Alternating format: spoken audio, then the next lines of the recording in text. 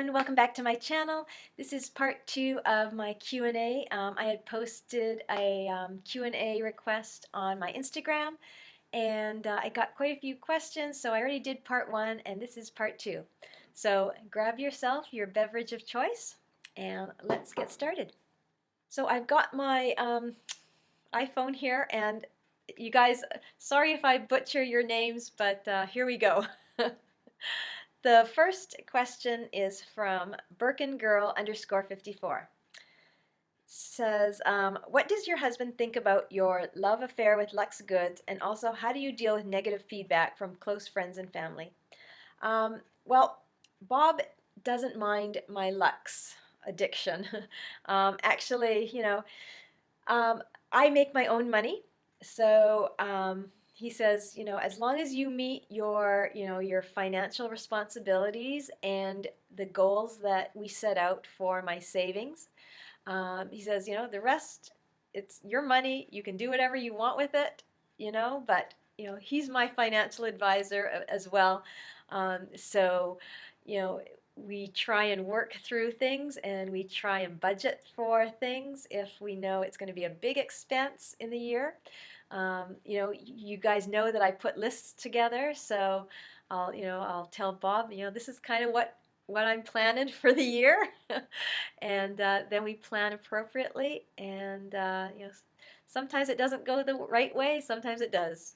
Heck, it's life, but we always try and do some sort of planning. But other from that, as long as he says, as long as it's not my money, you can spend all you want. But he doesn't mind. Sorry, my hair's going all over the place. He doesn't mind me spending money. It's just as, like he said, just as long as you are responsible with your goals and your financial goals. So, and which I am. So we don't have an issue. And what do I do with negative feedback from close family? I really haven't had any negative feedback from anybody, really, either close friends or family. They are all very happy for me, and they're not envious. My sister, I don't flaunt it a lot, and I'm very, I keep it very private, so they don't have any reason to be hateful, I guess. I always try and also do as much as I can for them. Like I said, I come from a very humble family where we don't have a lot of money, and I fortunately, I've been given this ability to earn money in the line of work I do, so I can afford the things that I buy. But I also, I like to spoil my sister. I like to spoil my mom, and so I just, long story short, I don't get a lot of hate. So I know that doesn't really answer your question, but sorry. Shane 2E, are you going to be in New York next week? I am going to be in New York February 6th, and I will be putting out a video on it because it's a special event that we already put it out on Instagram, saying that a bunch of YouTubers and I are going to be in New York on February 6th at Harry Bendel on 5th Avenue between the hours of 1 and 3, I think that is. And I'm going to post that again on my YouTube channel. But so for any of you guys out there that want to meet up with us on February 6th in New York, we're going to be there. So check out my Instagram. If you haven't, I will send out that notification again probably next week. Birkengirl_54 again. Hi again. Can you tell us a bit about your yoga journey? Are you naturally very flexible, or was it a work in progress? Well, I explained a little bit in part 1 of this Q&A, but I have always, when I was younger, because I was a competitive gymnast, I was extremely flexible, and I could do like amazing stuff. And then I quit, and I didn't do, I didn't keep up my flexibility, but I've always been really, really active. And I hurt my knee a few years ago, and I sort of had to lay off doing a lot of running and jogging. And so I had to take up something else that would, keep me physically active. And so I started doing yoga like once a week, and that was about a year or more ago. And then I just really started seriously getting into yoga about like 6 months ago, and really focusing and challenging myself to regain my flexibility. And like I said, yoga is a journey. It's not an activity. It is a journey because your body cooperates some days and some days it just doesn't. So I hope that answers your question. The next question is from Ania Ditya. I'm sorry if I just horribly just mangled that name. She says, "Hi Nettie, I'm planning to buy my first Louis Vuitton bag. Ooh, yay, good. I plan to keep it for a long time. If it were you, which one would you choose? My budget would be between $1,000 to $1,500 for the bag. Wow, that is a really good price range for your first Louis Vuitton bag. Um, you know, I must say that I think your first Louis Vuitton bag, you should really try to go into an actual Louis Vuitton store and try on several different bags and look at them all. Look through the website beforehand so you kind of know what you have in mind. But really, when it comes down to it, it's going to be that bag that just feels the best on you, that makes your heart sing, that just, it will be the one. You will know which one will be the one. But if you're talking about, price range, so many of the classics, the Speedy 30 is like $960 here in the U.S. And then the Neverfull is what, I think it's $12.90 or something like that. So those are the two classics that you can start out with. Try them. Um, you know, it really is going to depend on your lifestyle, and your lifestyle will change.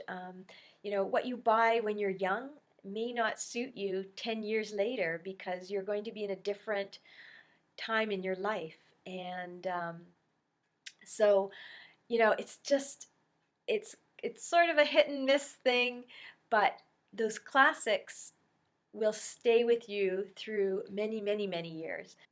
Those are just my suggestions, but in the very end, it's going to come down to going on and trying on different bags, and the bag that speaks to you is the bag that you should get.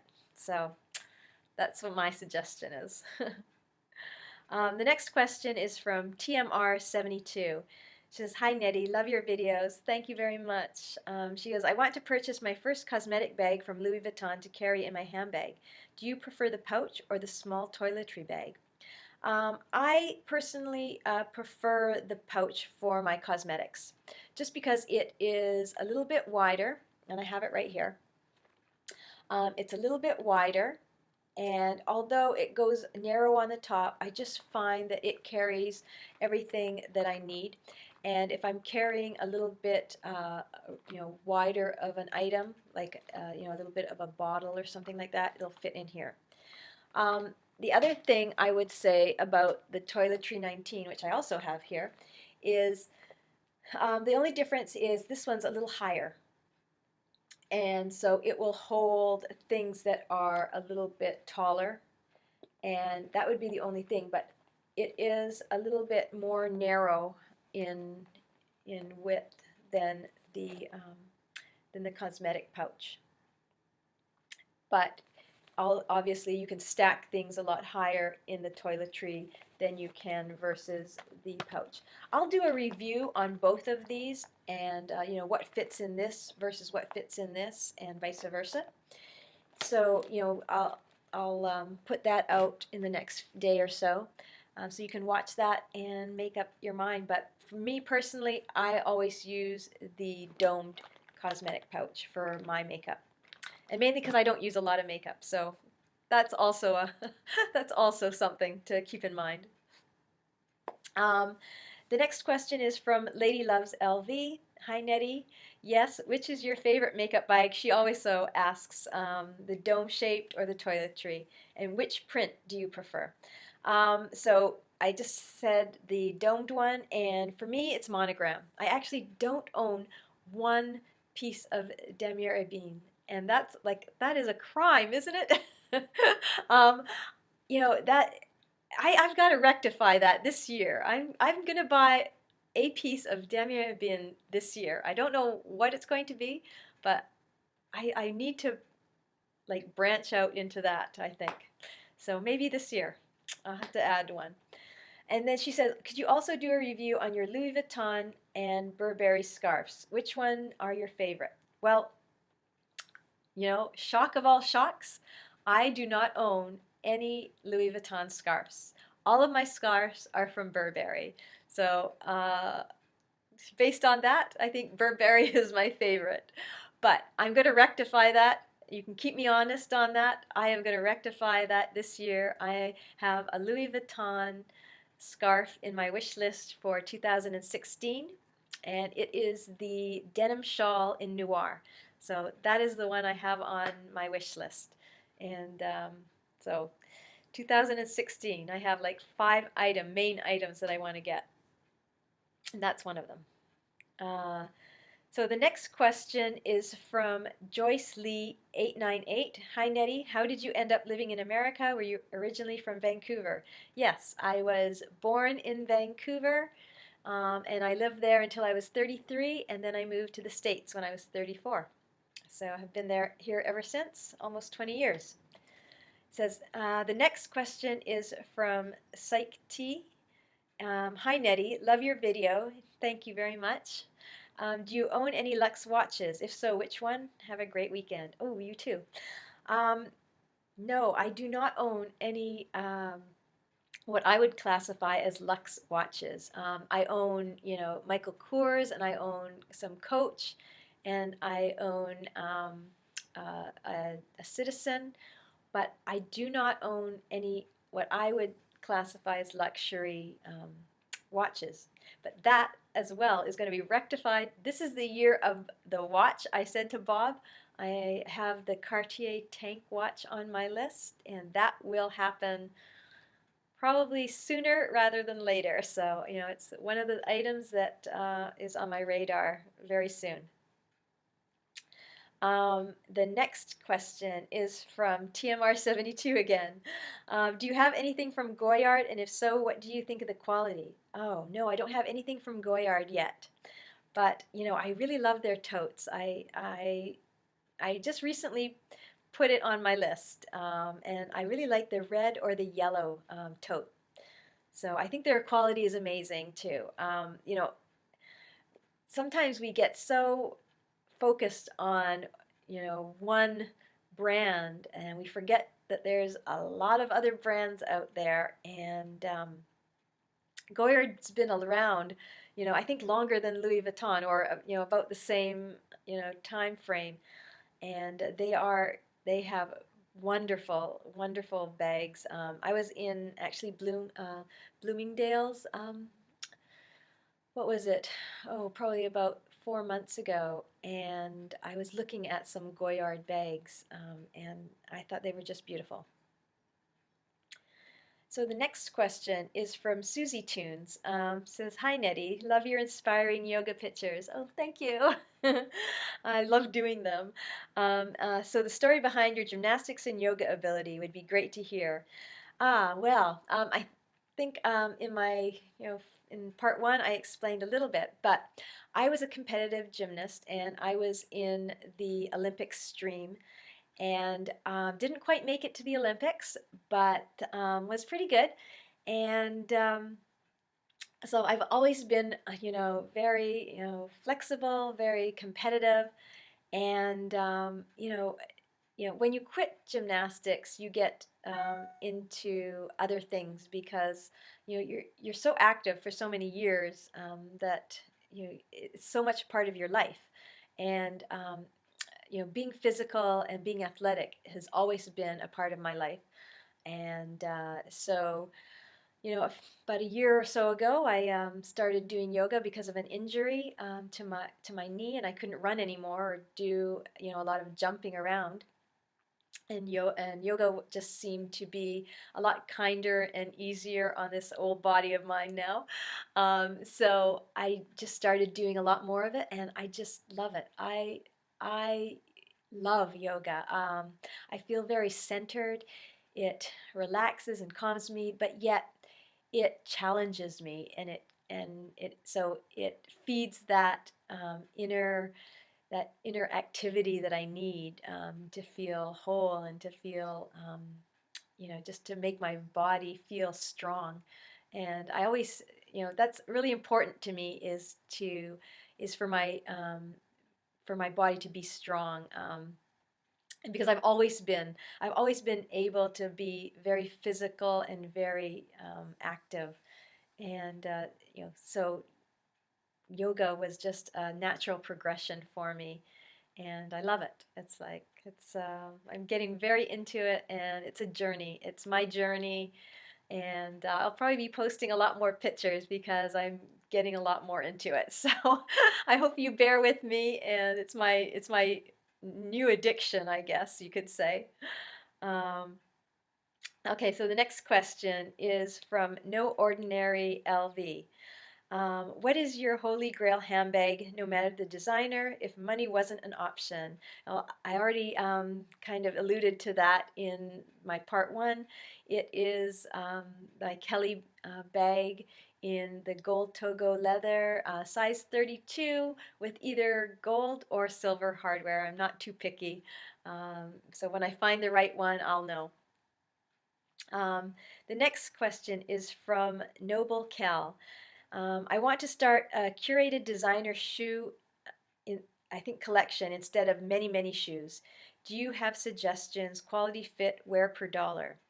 Oh, I am a big believer in quality versus quantity, especially in shoes, because I'm such a shoeaholic.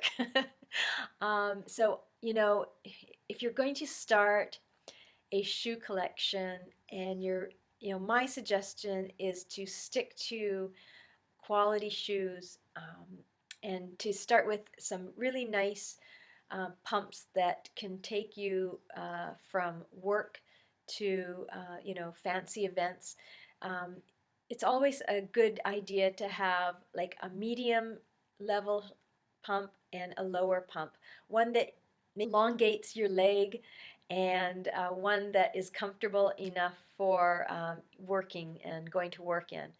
So my suggestion is, a 2.5 or 3-inch heel pump for work, and then a little bit higher for those special occasions and evenings. And I always go with, a nice black pump, a nice nude pump, and um, a leopard. For me, leopard goes with everything and anything. I can put leopard with black, with gray, with beige, with even with camo. I put my leopard pumps with my camo pants, and it looks great. So, but if you're looking to start a good collection, um, the Salvatore Ferragamo makes gorgeous pumps. Christian Louboutin, gorgeous, but not practical as much as, say, I love Burberry pumps. I have several pairs, and I think Burberry, the quality is really good for the dollar price. I have several Burberry shoes. I just think they're wonderful and they're comfortable. Um, and then you can go into Manolo Blahnik. I love their pumps, um, and so there's a lot of variety out there. Prada makes a wonderful pump, and I love Jimmy Choo for a shoe and for a comfortable shoe. So those are all brands that you may want to look into, and they're, for the dollar, they're pricey, but they will last. They're good leather, and a lot of them are very comfortable. And so I always base it on comfort and price and wearability. So long answer to a short question. Sorry, but that's the route I would go. The next question is from Stro underscore and underscore family. Hello, Nettie. I'm a big fan of your channel, especially your fashion videos. Aw, thank you very much. I love doing them, and I miss them. I'm going to start doing them again. She says, please name your top 5 fashion and style tips for 40 years and older women. Oh, 5 fashion tips. Uh, Okay, fashion tip 1. I am not a fan of Uggs. I'm sorry. There are so many people that adore them, but from a fashion standpoint, I have to be really honest here. I am just not a fan of their look. You know, and so many people wear them, but I'm just not a fan. It's just a personal thing. I think there's too many beautiful shoes out there and beautiful boots and booties that you can wear and look nice in. So that's like, so tip number 1. And I'm going to get a lot of grief for that one, but sorry. And fashion tip number 2, I think once you hit the age of 40 and over, you need to be more aware of the height of your skirts. At some point, wearing those real mini skirts don't look good anymore.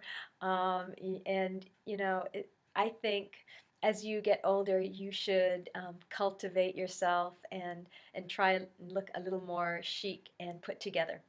So, that's tip number 2, get rid of those really mini skirts. But not to say you can't still wear your cutoff denim shorts, because I do, and they're appropriate for some places, not appropriate for other places. You just kind of got to know, how to wear them. So that is kind of like tip 3. Kind of know when to wear your fashion, when not to. Tip 4 is a big mistake that a lot of people make, about wanting to cover up all of a sudden if you gain a little extra poundage, or as we get older, we all have a tendency to have those little problem areas, and we really want to cover them up, and so we overcompensate and we over cover up. I think sometimes when you wear really big baggy things, it makes you look bigger. So I always say, you know, try and streamline things. Make sure that things fit you properly. Take things to the tailors if you have to have them taken in certain places. And you know, that's just a really good tip, is just make sure your clothes fits you properly. Because there's nothing, you know, we all have those, those little things that we don't like about our bodies or anything like that. But don't be afraid to wear a more streamlined outfits, because in the long run, it will make you look longer and taller and slimmer, actually, than if you wear something baggy. Sorry, that's a big 4th tip.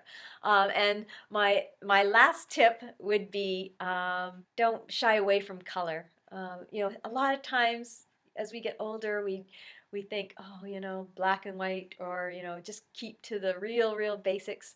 I always love that pop of color, so don't be afraid to add a little bit of color to your wardrobe, whether it be in a scarf or a bag or your shoes. Just don't be afraid to branch out a little bit. So those are my 5 fashion tips for you guys. So the next question is from Unibaby. It says, hi Nettie. Hi there. If you were to purchase only one luxe bag, pair of shoes, piece of jewelry per year, what would you start with? Ooh.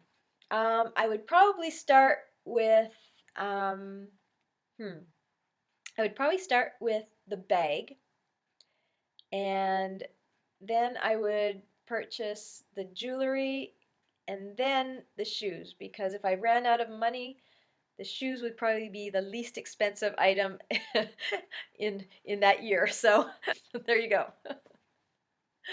The next question is Lux_B. She says she has two questions. What is your dream bag? Well, I think I've answered that. Is my Kelly bag. And number two, what is your favorite place to shop for luxe items? New York, Manhasset, etc. Thanks for answering. Well, I love New York, but you know, Paris, oh my gosh. I would go back to Paris in a heartbeat to do all of my luxe shopping. Oh my gosh, I loved it there. I would live there. Oh, I would definitely go back to shop there if I could just snap my fingers and go every time. The next question is African, what is it? African Sunstar. Oh, African Sunstar. Sorry about that. Sometimes some of these names take a while to get. She says, Nettie, love your videos. You always make me smile and feel better after watching you. Aw, thanks. That's so nice.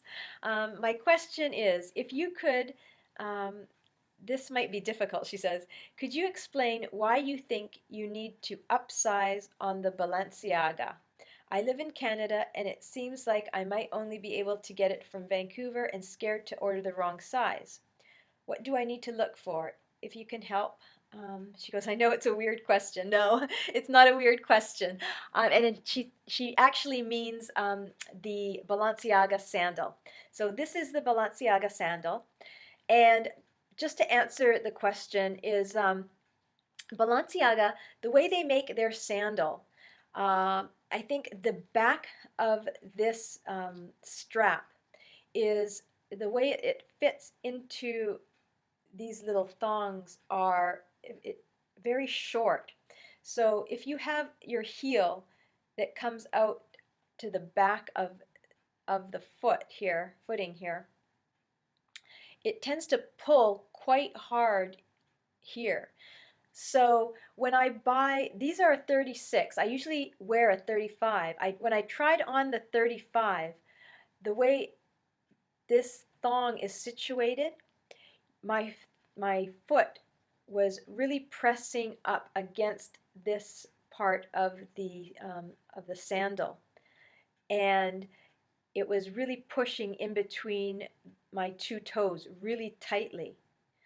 So I had to size up a size, and it's mainly because the farthest, the very farthest hole on this strap still doesn't allow a lot of give on the back, and you can see that it really pulls on this front part. And so that's why I had to size up. I mean, that's the best way I can explain it, just because of the tightness of the back of the strap and the way it fits on your foot.